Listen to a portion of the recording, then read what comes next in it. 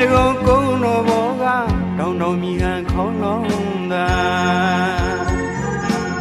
နာပြောဝဲအကြောင်းကလေးတစ်ခုပေါ်တာရုတာရုတာရုခေါ်ရင်အမှတ်မထင်လေးလာကြည့်တော့ယောဂီအောင်ဝတ်စုံကလေးနဲ့ကျွန်တော်သိတဲ့အေးကြီးမရဲ့သူပြုသမျှတွေအမျှဝေနေဟန်အေးသေးတည်ငြိမ်သူရုပ်ဟန်လေးသာမိတဲ့အေးကြီးမရဲ့တာရုတာရုအတန်းတန်းရွှေတကုံဖျားဘောကတုံတော်မြည်ဟန်ခေါင်းလုံးသာ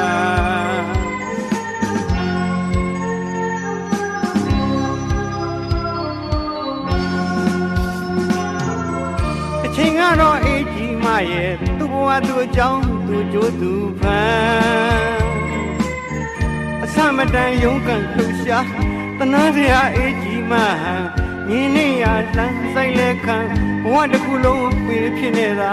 တနာစရာအေးကြီးမတွေ့တယ်